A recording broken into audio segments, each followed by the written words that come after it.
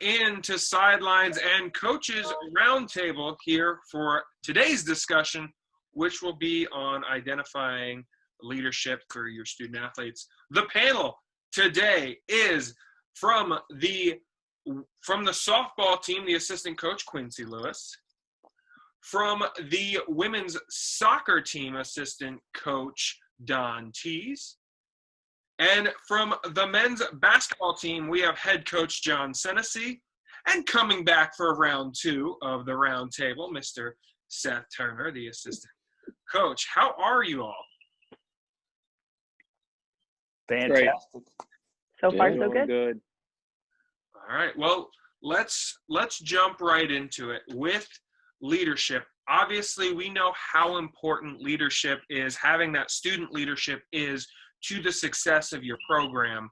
But what are the benefits? And this might be a simple, easy question, but what are the benefits to having great student leadership on your team? I think it starts, you got leaders on the floor because coaches can't be. I mean, you've got to have somebody out on the floor, out on the court, out on the field, whatever sport it is, that's kind of rallying the troops and being an extension of the staff, coaching staff on the court or the field. Without that, it tends to become a little chaotic, and you don't know what to expect sometimes with what's going on the court because you can only do so much from the sidelines. Your coaches on the court, same thing on the field. It's having that voice that, for us on the sideline, you can only project so far. You can only project the message so much. When it comes from someone on the same level as you, it doesn't have to be a captain. Anybody can be a leader on a team. I think that speaks volume. And a lot of times you actually see those players that speak up more, that kind of grow in that leadership role more, are oftentimes coaching in the future, even if it's a part-time high school club level. You oftentimes see that. And so us as coaches, we give them the resources and tools for them to do those things, but it's also on them to provide that voice. I think to piggyback off of Don a little bit, I think for me personally, I focus a little bit more on how I can talk to each kid about how they individually lead. We find our leaders on the field, but we expect all of our athletes, whether they're in the community or academically, to be leading within their class on campus at Mansfield. So I think being able to talk to a kid and not say, hey, here's your role on the team. Instead, hey, how can you lead us, whether it's from the bench or in the weight room, or where are you strongest and where can you help us as a leader the most? Yeah, I piggyback off of Coach Lewis right there.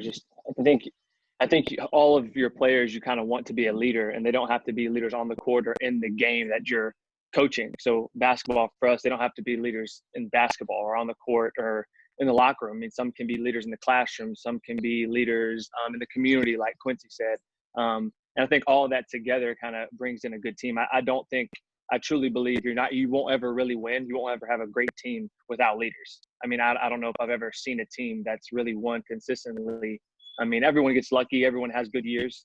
But consistently, you don't win without having that core base of leadership amongst your team. So what are those qualities, though? The qualities of a leader that you can either pinpoint or see and say, this person is going to be a leader on our team? Are there certain attributes that stand out above the others? I think it depends on the student athlete. I think it depends on the team as well. I think that there's a variety of types of leaders that you can have. You have to have one that's obviously vocal, one that can project a message and make it very clear. Someone that motivates, someone that's, not the rah-rah kind of person necessarily, but the person that will kind of get the team rallying behind them or next to them. I think that's another type of leader. I think someone that's willing to just put in the work, just to show the work, can be a leader in and of itself too. So there's, for us, for soccer anyways, and I know for all sports, there's a variety of leaders that can kind of emerge from a team. It just depends on what you really are looking for, the culture of the team currently, or what you're looking for in the future. Just a variety of reasons why a leader might be fit for some certain time. Yeah, I think somebody that's obviously, like Don said, has a work ethic, strong work ethic is a characteristic that probably all leaders are going to have. And it's great for, incoming student athletes, returning student athletes to kind of, maybe want to be that way. If you don't have a leader that's going to work hard, people are going to they're going to kind of follow that person. And if they're not working hard, it's not going to, won't be the best situation. But also somebody who's experienced is a good, attribute to have. Somebody that's been there and done that, whether it's failed and succeeded, or just, one or the other, and has rebounded from a failure to turn it into a success. People that have been there, done that, I think tend to, have some maybe immediate credibility among their teammates. I think the easiest way to lead is to be a good person. And I think that's a little bit of a cliche, but good people, they're not skipping class. They're not skipping out on reps in the weight room. When a teammate's struggling, they're picking them up at practice. And I think the easiest way is to lead by example. And that kind of comes along with like, what type of person are you and what type of teammate do you want to be? Yeah, all that is honestly 100% true. I think, at least for, myself and Coach Szentesy, basketball, we definitely look for guys that not only are vocal leaders. I mean, vocal leaders are great. You can definitely be a vocal non-leader in a sense. There's ways to say things. There's a way not to say things. We not only look for vocal leaders, but we look for, like you guys said, leaders by example.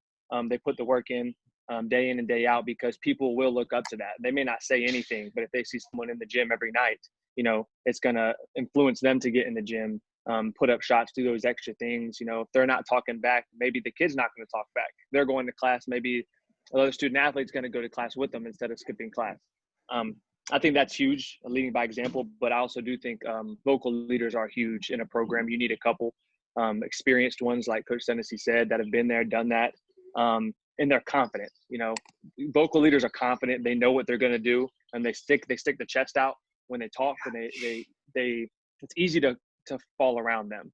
The biggest thing that I look for that I think is just body language. It's huge to me in any aspect of their life, of basketball, of anything. Just how they react, how their body reacts, how their facial expressions react to certain situations, whether they're succeeding or whether they're failing.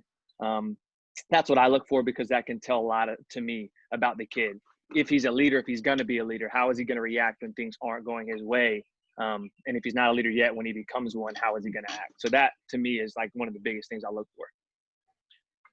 And obviously the biggest, I guess, title associated with a student leader is captain of the team. Is there something that differentiates from a team leader to a captain, or do you think they kind of go hand in hand? I think they go hand in hand, but I mean, obviously your captain is going to be a leader of your team. I mean, whoever your captains are, whether it's one or multiple, they're going to be the leaders of your team. But again, you have more than just them as leaders because, you don't know what all your kids are doing in the classroom. I mean, they may just be brilliant, not going to really class. You don't know. You may have leaders that aren't your captains going to class every single day, or the people behind the scenes telling people to go to class. So I think your captains are definitely your leaders on the court. Example, like on the court, I think they're definitely your go-to leaders, but I think your whole team can be leaders in other ways, if that makes sense. I personally kind of tend to shy away from the word captain and use team leader a little bit more. I think, captains sometimes give it out to other kids on the team of like, oh, I'm not a captain, that's not my job. Whereas, if you use team leader, it's, okay, this person's a leader here, but you need to step up in this area. And I think differentiating a lot between kids or classes on your team sometimes doesn't turn out quite as well. 100%. I think I'll just chime in. We encourage all of our players to kind of speak out. just because of that. I think some people look down or look up. Oh, he's a captain. I can't really talk to him like that. But we encourage all of our kids, whether you're a captain or not. If you see someone not doing the right thing, or if you think something you're doing is right, or you're putting in extra work, say it. Be vocal. Be a leader outside of your comfort zone, because maybe you will end up being in that captain position one day, and not even in basketball, but in life. In the profession that you end up going to. Kind of how society has dictated that there's always a captain on a team. I know a couple of years ago, I was coaching a team and we didn't have captains. We picked from game to game based on practice, based on the week. There's a way to pick captains. There's a way to choose captains and what qualities you're looking for. Some coaches are looking for the team to just rally around a message, a mission or a vision. And they might not hold necessarily as a coach the values that you're looking for, but the coach holds them to or the players hold them to a level of being a captain, being a leader on the team, and they can rally around that, which can be a very good thing. Or you're looking for as a coach someone that instills those core values that you're looking for, and the team might not necessarily agree with them. But you know that you have a leader that's going to hold everybody accountable, someone that's going to make sure that they're doing the right things in the classroom, on the field, off the field, and really put the program first. It depends on what you're looking for in a captain, and that could vary year to year as well. It's interesting, and Quincy, I want to go back to what you said, because I think there's an actual great example of that from your team. On one of these episodes earlier in the year of the Sidelines from Home, we talked to one of the Creed Award winners, who was your student athlete in Deshae Jones, who said that, yeah, she didn't have the title of captain, but as a senior, she still felt she has an important leadership role to play. And I thought that was very interesting from her. And how do you identify those players, and how important are those types of players to know, even if there's not a title associated with it, to still take that role and help a lot of the younger players really adapt to college athletics? Yeah, absolutely. I think I'm a big proponent of our seniors and our juniors kind of reaching out to those freshmen that they click with right away, and kind of giving them that person to look up to. And whether they're a captain or not, the fact that those underclassmen have somebody to go to, whether it's, hey, I'm homesick, or I'm struggling with this professor, or, oh my gosh, I have no idea what this lift is, can you help me, is huge. And I think sometimes when we push that captain agenda, we start to lose some of those connections with other underclassmen, with kids like Deshae, who's a fantastic example of somebody who shows up every day, is the epitome of what we want our program to be, but necessarily wasn't a captain this year. Yeah, I don't think you necessarily have to search for those seniors, search for those players that aren't captains that have those qualities. I think they stand out themselves. I think we all have kids on our team that just stand out. They're not a captain. They may be a freshman, but they have those qualities. They have those things that we're talking about that just stand out themselves, and everyone on the team knows it. I'm a big believer. I think, the word captain, the word leading, the word leader, culture, core values, I think they're all just words to me. I think everyone gets caught up in the word culture, the word captain, the word leader, or values. And I think it's not a word. I think it's a feeling that you have.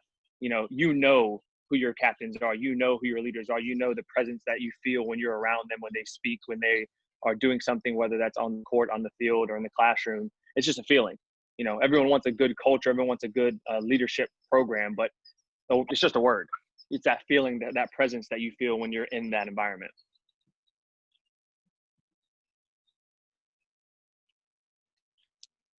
It's, I agree to a sense, and we talked about it a little bit last week on last week's show, Seth, which was recruiting, as you know, because you were on it. But is there a way in recruiting that you can identify if a student athlete or a potential student athlete could eventually form into one of these team leaders on your team? Is there something that you guys look for in that aspect? Well, I know me and Coach Szentesy over there, we definitely do. I mean, we talk about it every day, every time we watch film. We're firm believers that, film is great. Like I said last week, you can see skill in the matter of 20 seconds. You can watch a film of a kid and like, oh, wow, he's talented, he's good, But the qualities that in a leader, the qualities that you look for in a leader, those are things you can't really see on film.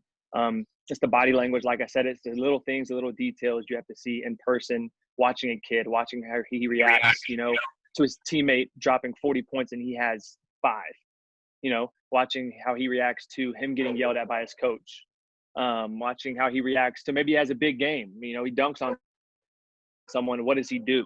Those are little things, like they're very small, very detail oriented, but those to me, I know to Coach Szentesy as well, stand out because they will shape what he is as a leader or how he's going to react in certain situations. It's kind of the age-old question of, are leaders born or are they kind of sculpted? And Quincy said it best. Sometimes you're looking for just good people, and they've been brought up in a great environment at home in their family, or maybe in a terrible situation and kind of adapted and grew from that. And those are the types of leaders that you see when you're recruiting after seeing their skill level. I think that, any coach can tell you, they can go see a game and identify whether they're athletic or not, whether they're quick, what's their athletic IQ for that sport. But it's kind of that off the field, diving into their mind, sports psychology, whether or not that they are someone that adapts and is adaptable, and someone that can fit right into your kind of team culture.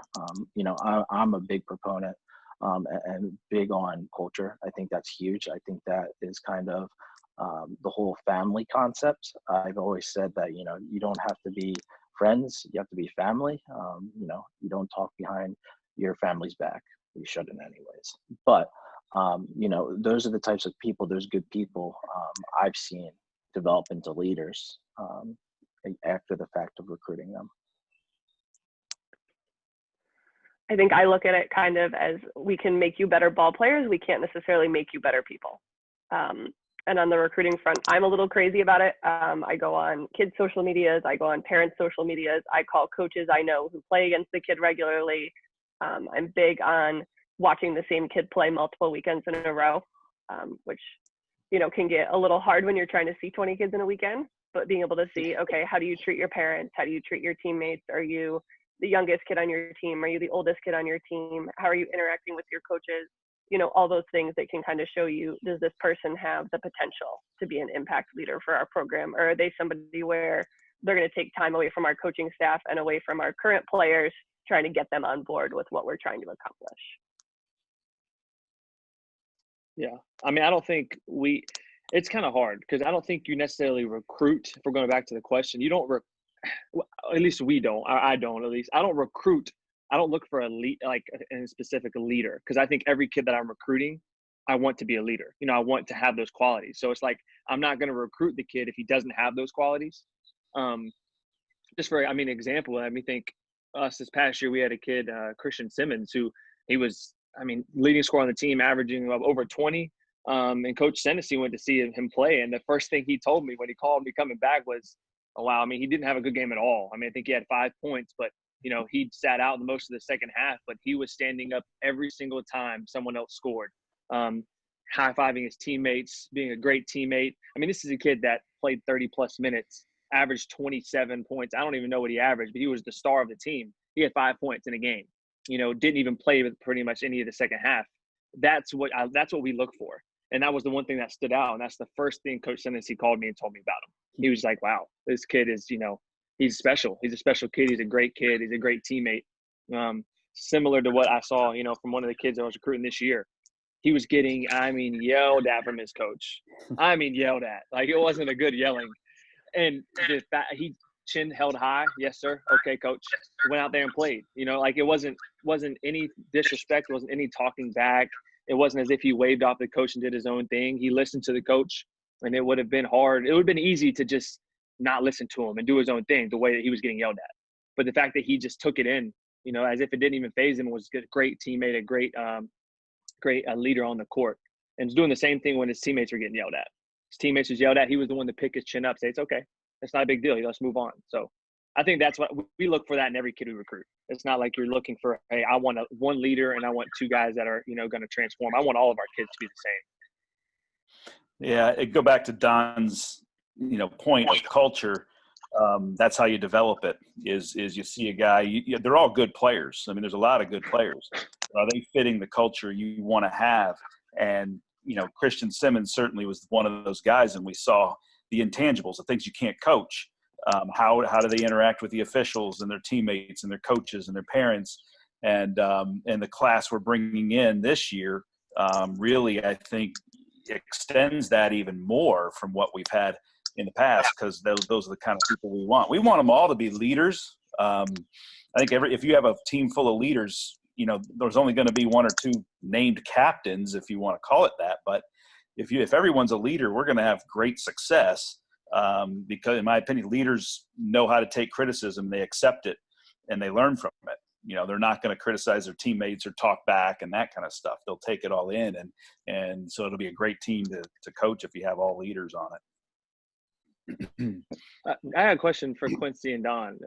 I know for basketball, I think the easiest thing, the number one thing that you can look at and see what kind of kid he is seeing how they interact with refs.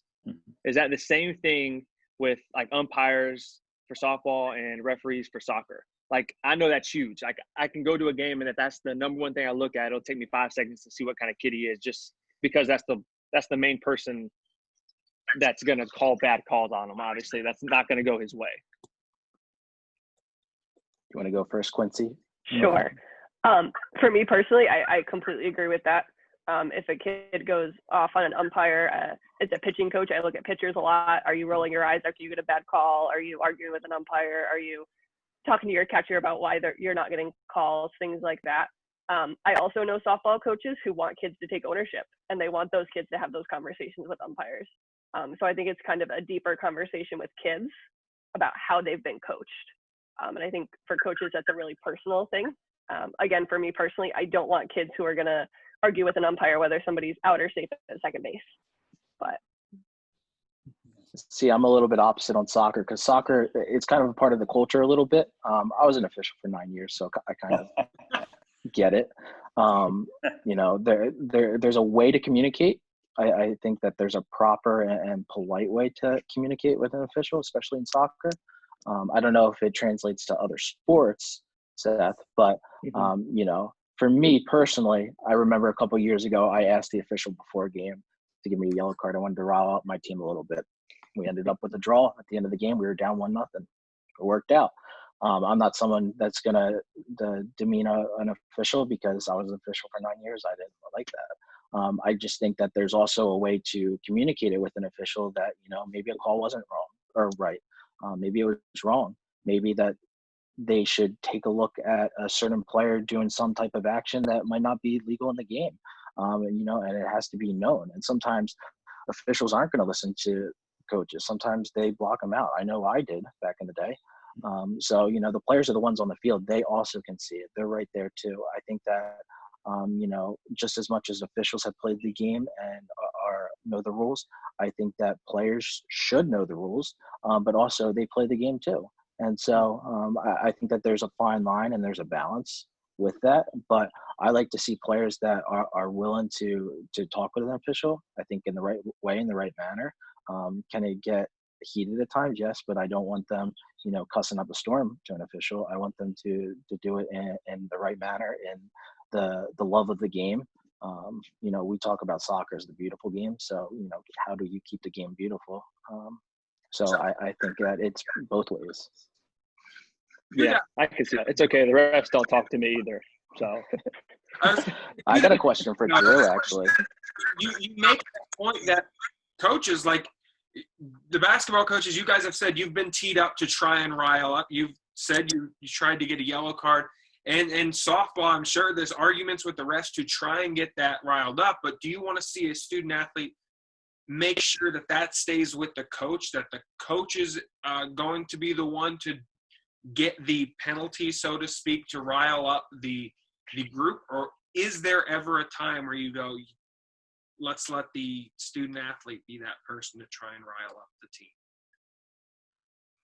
I've seen a game once won because a male soccer player got a red card, and it riled up the team because the call was absolutely wrong. Coaches completely agree with it as well. It's completely wrong. You know, we as human beings, we're not always right. You know, we do make mistakes, especially in officiating. I think is important, and I think that's when players emerge on the field as leaders.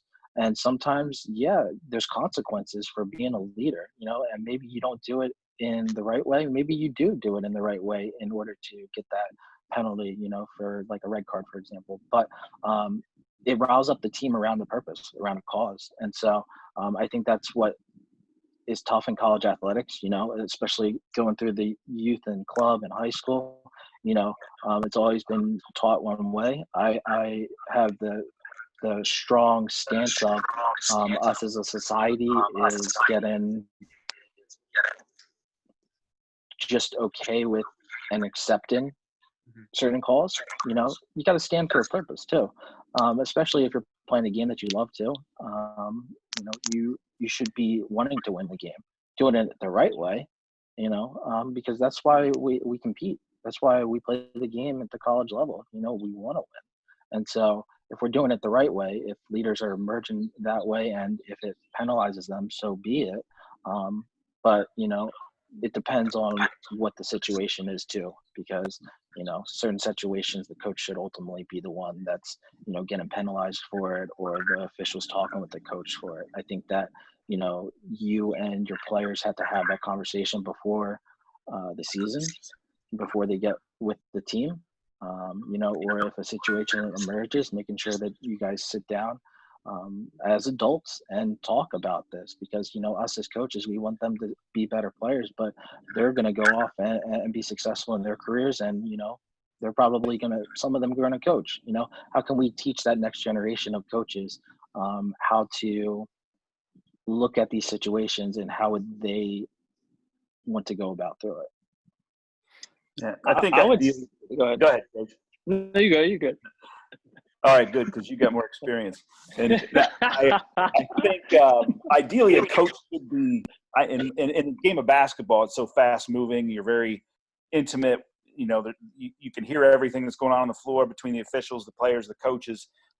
Ideally, I'd rather have it be left up to the coaches to be the ones to interact with the officials and get a technical foul or something. But because it just seems like if it's a player, I don't think it really changes momentum for the better.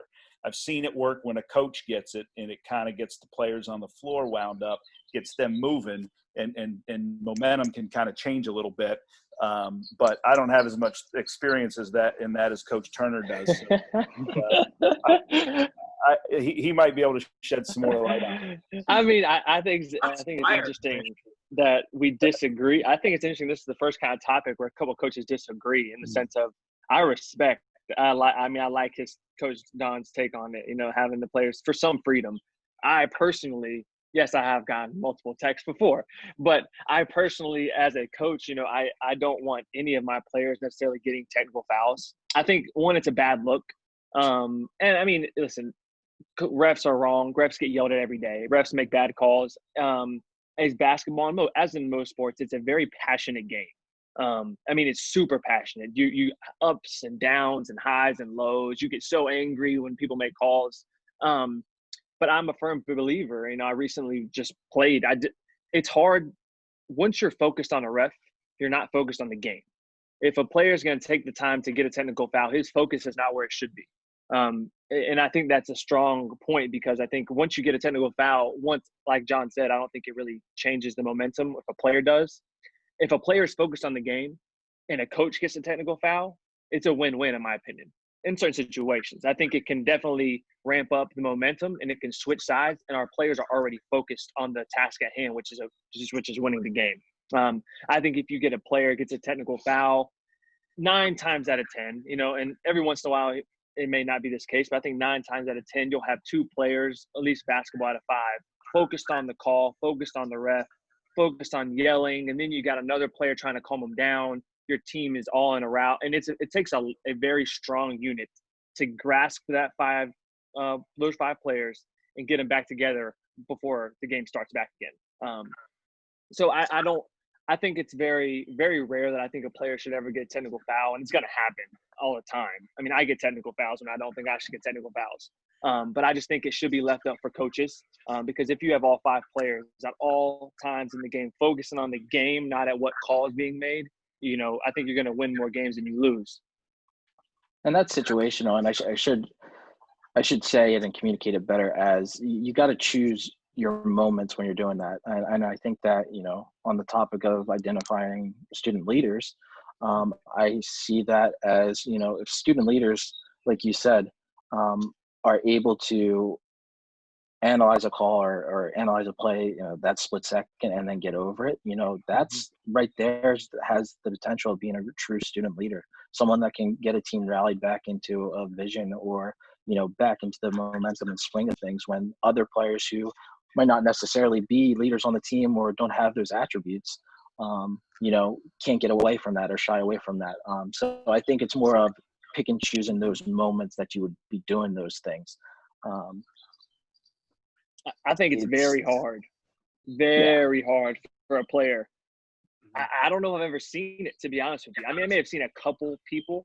I think it's very rare, especially in basketball, for players to, even if they're good leaders, to react to a call, get a technical foul, and to just snap out of it and be able to rally their team. You see what I'm saying? Like, it's very difficult. It's very because rare. Again, it's so passionate. You get so passionate in sport. And I'm glad we have you on for this.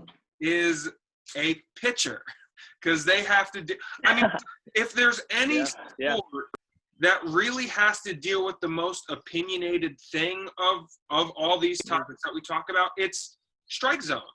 And so you don't want a pitcher focusing on, am I going to get the calls today? Am I not going to get the calls on the corners of the strike zone? So I guess I want to hear what you have to say, Quincy, about this and about knowing your student leaders, and especially for the pitching staff, trying to find that leader who has that short-term memory if they get a bad call or if a ball goes over their head. I think you're probably in the perfect position to give your opinion on this. Talking about different opinions, mine's definitely very different from everybody else's on this as well. Maybe because I am a pitcher or was a pitcher. But I think a big part of my coaching philosophy is controlling your controllables. And if that umpire is not going to give us your screwball that's beautiful on the inside corner, then we rely more on a high-rise ball on the inside part of the plate, if we can get a swing and a miss or that call. From a coaching perspective, I'm really big on leading by example. So I'm not going to speak to an umpire in a way that I don't expect my kids to. I think especially for a game like softball, where you might be the ups and downs and, you're hitting, but then you're sitting for 10 minutes and then you're going back out in the field, it's hard to kind of keep that consistency. So we really focus a lot on the consistency of your emotions rather than the highs and the lows. I think it's really hard for athletes who start to rely on a coach to kind of create momentum.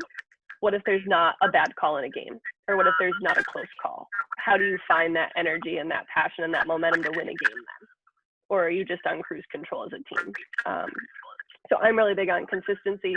I think there's a way when your kids come off the field, for us, it's obviously different than soccer or basketball, where we talk to them in between every half inning and we kind of get that luxury. So we can kind of rile them up a little bit on the sideline of like, hey, yeah, that sucked. What are you going to do about it? Are you going to roll over and let that umpire take that game away from you? Or are you going to respond without kind of going out and blowing up on an umpire? Yeah, I love the different things. That leads me though into the next big thing with student leadership is, I mean, we all know, and you guys have all probably dealt with it, there will always, no doubt, be internal conflict on the team. And so even though they think coaches, you guys don't hear about it, you end up hearing about it. But in terms of identifying student leaderships who can deal with that non-sport related off the field issues, where do you identify that type of player? And is there a way to identify that type of player who can deal with inter-team conflict? Well, coaches hear everything. I'll be the first to say that. Some way, shape, or form, it always comes back to us, even the things we don't want to know. I think college basketball is tough. I don't know about other sports, but I would say for college basketball, at least my opinion, and I think Coach Szentesy has a similar opinion. I think, yes, they are 18, they're young, but they are men. We're going to treat them like men. I'm not here to babysit. I'm here to be a family, to be a friend, to be a mentor, to be a coach. I'm always down to listen. Coach Szentesy is as well. I mean, we've had plenty of meetings with players, just talking, just venting. Always be here to listen and to give you advice when you need it. But you're a man. You're 18 years old. We're not going to babysit you. It's your job to solve your problems, whatever it be. But I think that kind of goes back to. I think your leaders are always going to lead. There's going to be leaders that are leaders on the court that won't help off the court necessarily. That's just not what they do. But I think if you have a team full of leaders, there's going to be off the court leaders, people that go to the classroom that do those things, but then again, that are going to help lead you when your girlfriend breaks up with you, because this happens. It happens, whether it's softball, soccer, women's soccer, basketball, breakups happen. And that is a major thing with 18-year-olds. We all know that. We've all dealt with it before. And so I think you'll have leaders on your team that'll help with those things. But I think culture is huge. Like they said, like Don kind of brought up the family culture, and then we preach it. Coach Szentesy has a shirt on right there. What does that say? We all family. We all fight. Oh, a different shirt. But again, we all fight. It's a great shirt. But we try to preach that we're a family. If we're a family, everyone on our team should help one another no matter what they're going through. Off the court issues, because it's going to happen. I think everyone is going to have to go through something different at some sort of time. So they just have to put themselves in other people's shoes. Like, would they want someone to help them? And if you're a true family, everyone on the team, most of them at least, are going to help somebody when they're in need. I think that this is kind of interesting question, and it's good we have a men's and women's coaches represented. That's what I was going to say. That's what I was going to say. I think with, like Coach Turner said, yeah, they're 18, 19 years old. They're men. They're young men. They're not grown men yet necessarily. And we talk to them about things, but if it becomes an issue on the court, if there are issues off the court, that's going to happen. We understand that. Most of them are going to know some things about, or a lot about, and won't address it unless it becomes an issue and disruptive to our practices, to the program moving forward. So, if it is something we have to address off the court that's impacting things on the court, we will. But a lot of times I've kind of found they work themselves out off the court. Actually, winning kind of solves a lot of things too. So that's just my opinion. I think that's the main difference between men's and women's, and I'm really interested to hear their take, because they both coach women's sports. But as coaching a men, 18, 19, 20, we had a 25-year-old on our team this past year. He's older than I am. He's a full-blown man. You know what I'm saying? So those are the kind of things where we're not going to really babysit unless Coach Szentesy, like you said, it gets onto the court. We want them to solve it. We want them to figure it out, because that's life. You go through these challenges, these circumstances to learn. You're not going to learn if Coach Szentesy and Coach Turner are here babysitting you every step of the way when you go through these things. Everyone's had to learn the hard way, whether you wanted to or not. And at the end of the road, I think, everything happens for a reason. So. And I've coached both. I've coached men's and women's the last 4 years now, women's. But there are differences. A lot of times we're sitting in the office half the time and they're talking about stuff, and, like you guys have said, we shouldn't know it, but they still talk right in front of us about it as if we can't hear. I think it's about not holding their hand. I think that we're helping nurture their development. At the end of the day, guess how many games, at least for soccer anyways, you get to play? 80 over 4 years, just about. Softball, you guys have, I guess, 120 some odd games left of your career. About. Basketball is about 90 games of your career, and that's about it. If you go on to go pro or play in a Sunday league, that's great. But a lot of times, this is the last 4 years that the final hurrah. And so, you have to be able and willing as a coach to help them go into their future lives. And a lot of that, especially at a college institutional setting is helping them get into their internships, helping them learn and grow and push them in the right direction. You know, you don't want to hold their hand. Absolutely not. But you want to push them in the right direction sometimes because, you know, like John said, you know, they're 18-year-old men, but, you know, sometimes they don't know. You know, some of them do. Sometimes they just get it. And some players have always been like that. They just get it. But oftentimes and not, you know, people are still learning. And so we have to be able to and willing to help them nurture it because there's only so many games that we get to play with them, so many practices that we have with them. A lot of our time is one, recruiting, and two, helping them go off and be leaders. So I'll try not to get on my soapbox too much. But, you know, as female athletes, I think we often give kids an out. I think a lot of the young women I've coached have been coached by men their entire lives, and they've never been really held to that standard. You know, it's always been, oh, they're girls, there's going to be team drama. It's, oh, they're girls, they're going to be over emotional. And I think so many times when we get athletes at the college level, that's what they've been told since they were 4 or 5 years old, of like, oh, you're a girl, or oh, you throw like a girl, or whatever it is. And I'm a really big proponent of holding them to a standard. You know, and I kind of have the same conversation with every kid. You know, they walk in the door, they have a problem. It's okay. Is this going to matter in 24 hours? Take 24 hours. If you're still upset about it, come back and we'll make a plan. So the kid comes back 24 hours later, and then I say, okay, is this something you're going to address on your own, or is this something you need a coach or a captain or somebody to step in with? And kind of talk them through that process of how to make those decisions. Because a lot of times, you know, everybody's passionate and emotional and in the moment of, oh my gosh, I can't believe you just said this to me. So by talking them through that, whether they're male athletes, female athletes, you know, even adults sometimes, I'll call my parent and they'll be like, yeah, no, get over yourself. Like, take a little bit of time. And I think by having those conversations with female athletes, they start to understand how to have those thought processes on their own.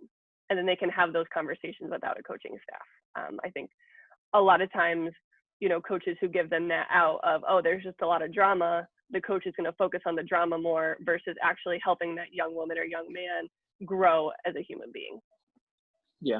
I think real quick, Drew, though, I was just going to say the real quick, the difference that she made a great point.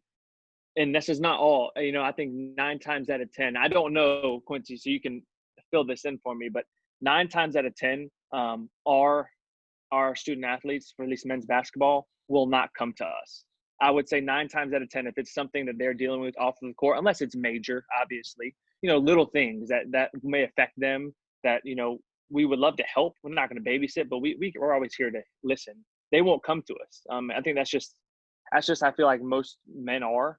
You know, I wouldn't have went to my college basketball coach if I had off the court issues. That's just not who I am.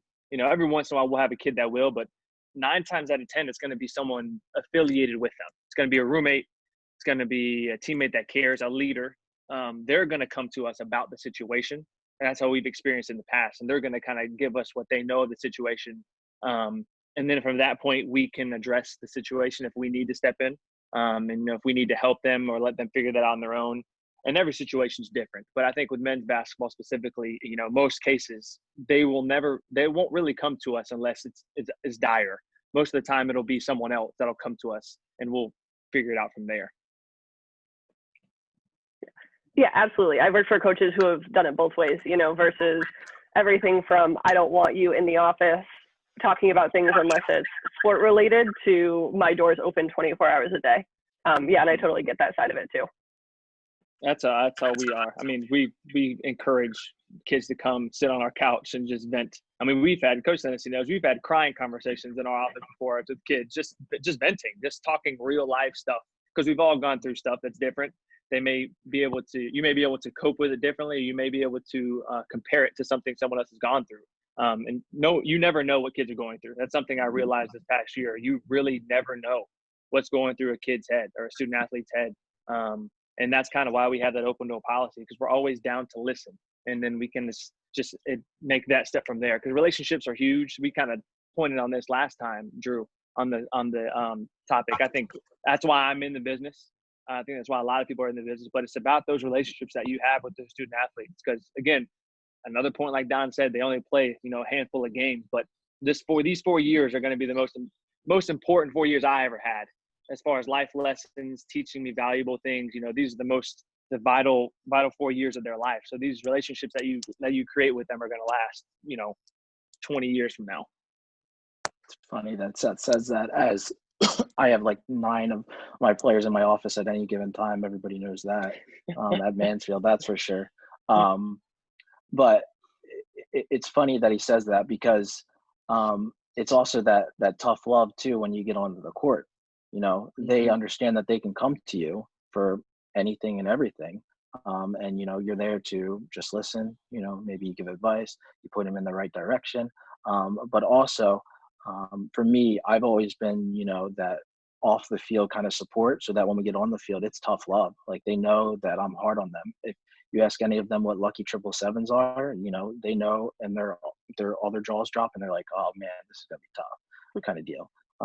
But in order to develop those relationships off the field, I think that they also support on the field, and that they are willing to kind of go through a wall with you on the field, because as a coach that you're willing to do anything for them off the field as well. It's finding that balance, and hopefully you can also identify student leaders that those players will go to, so that doesn't come into the office, that when they're coming into the office, they're talking about soccer or softball or basketball. You're always there to support them and listen to them. But if you're able to identify those student leaders, a lot of those conversations that occur with us as coaches and players, in that office setting, they go to those student leaders, their teammates, which ultimately is kind of the direction that we want them to go, because then they're learning from some of their peers. I think this is a great topic, because I think this can go so many different ways, kind of dive into every aspect. But I think one big foundation to me is, if I truly believe, if a player knows you care, they'll do anything for you.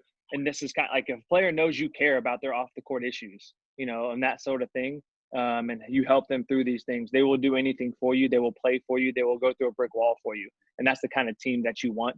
I'm a very black and white coach. Coach Szentesy knows that. But I've listened to so many podcasts and know so many coaches, how the times have changed. I'm a young gun in this profession. By no means do I know what coaches 30 years ago did. But, from listening to older coaches and people that have been in the profession for 20, 30, 40 years, times have changed. Way back when, they didn't care about what happened off the court. They didn't talk to you. You came in the office and the court to do one thing, and that was to play basketball. The coach was the coach. You didn't talk back. You said yes, sir, and you move on. You don't bring your off the court issues to them. And I think times have definitely changed. Everyone agrees with that. And it's definitely more of a caring relationship kind of business now. Again, if a player knows you care, sky's the limit. I read an article the other day, and it kind of said you can only push them as much as you love them. And I think that's a really cool concept, for coaches and teammates. And like, okay, so if this is where we want to get as a program, how do we have to support each other, and how do we have to get there? Because you hit the nail on the head. Our kids want to know we care, and that's where we get kind of that athleticism and that drive out of them, versus them kind of saying, I just want to be a really good softball player. I want to have a fantastic experience here playing softball. That's what I've learned coaching. I would say I've coached many kids before, many student athletes, but you can definitely tell the relationships you have with kids. Like, if I have a really deep relationship with them, because I'm very hard on our players. I am, and I know that, and Coach Szentesy knows that, and everyone that knows about the program are. I'm very hard on them, because I hold them to a standard that they should hold themselves to. And if I have that deep relationship with them, I know I can be as hard on them as I want, because they know I care. I'm not talking to them for no reason. I don't think I'm above them, and I tell every one of our players, and Coach Szentesy tells every one of our players, if you have a problem with something that we say, we already have that foundation of relationship. All they're going to do is just come into our office and just have a normal conversation about it, because again, sports are heated. Sports are a very passionate sport, or basketball is a very passionate sport. So if they know you care, you can go very many ways with that. Well, guys, this has been absolutely fantastic. Before we go, I will leave the floor open to each of you. We'll each get a chance. Really, this is the floor will be yours for a couple minutes. Just say what's on your mind. It can be related to this topic and can be related to anything. We'll give the floor to you for your sort of parting shot here to end this episode. And I'll start with you, Coach Szentesy. The floor is yours for your parting shot here. I think the topic you have today, Drew, is very important. And I think the thing that we're all sort of agreeing on in terms of leaders in your team is that they aren't created, they pretty much emerge. And you don't have to necessarily choose somebody. I think they choose themselves. And, in terms of who you want to be that person on your team. And I think it's maybe even more vital in today's world with the uncertainty of everything. You've got to be a strong-minded, strong-willed person. I just spoke with another piece this morning about, the conference, and games being reduced across the board.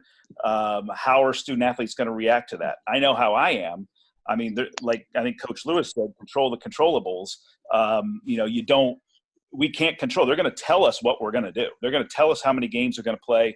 They're going to tell us when they're going to be in a lot of things, but we got to control our attitude. We got to control our work ethic and the things that you can and come to work every day. And it could change. I mean, I hate to say it, but let's hypothetically say football and fall sports happen and it comes October, November, and there's a spike in the virus. Does basketball occur? I don't know. I mean, these are the unknowns that we're faced with today that have never. That's unprecedented, obviously. But we've got to stay focused, stay positive, and be, I guess just be as positive as possible and supportive. So. All right. Next, Don Tees. The floor is yours. No, I'm with Coach Szentesy on this one. There's a lot of uncertainty and change, and I believe it was yesterday or today that for us for soccer, I think our maximum games for this season is 14, and so there's 4 games right there lost for some of our seniors.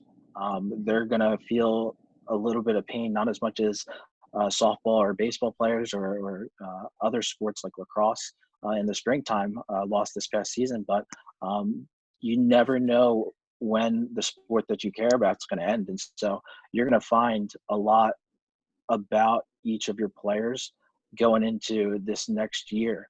Are they willing to put in the extra work to work out? With all this extra time, are they willing to personally develop it and become better reflections of themselves?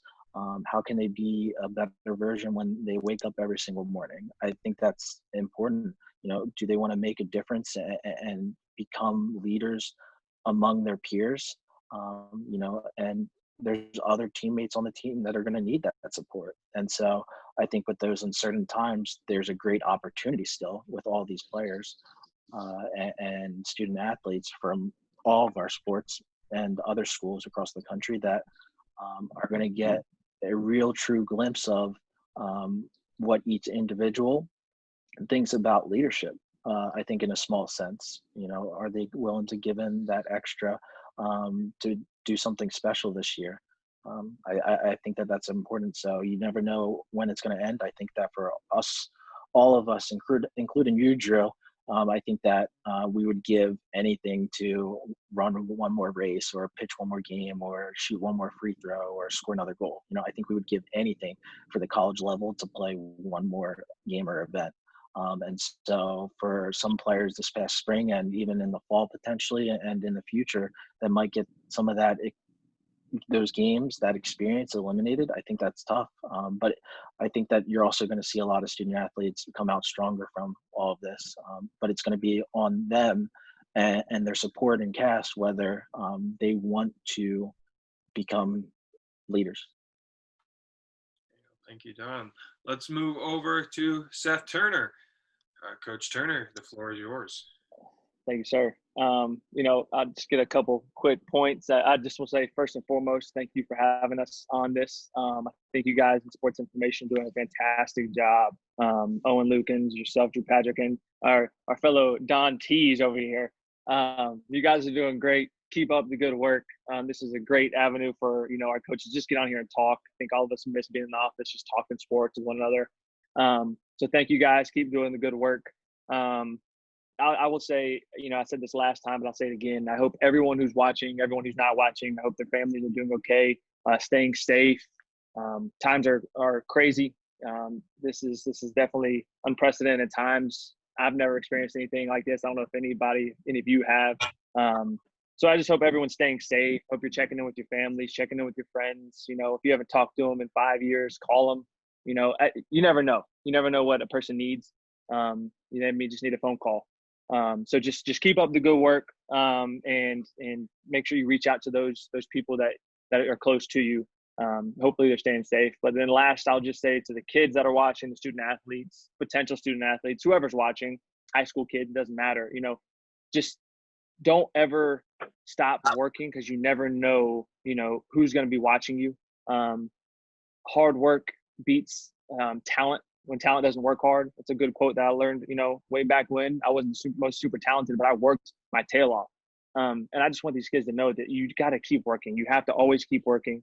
A quote I'll leave you guys with is, one of our volunteer assistant coaches gave this to me, Coach Knapp, and it says, prepare, prepare, prepare.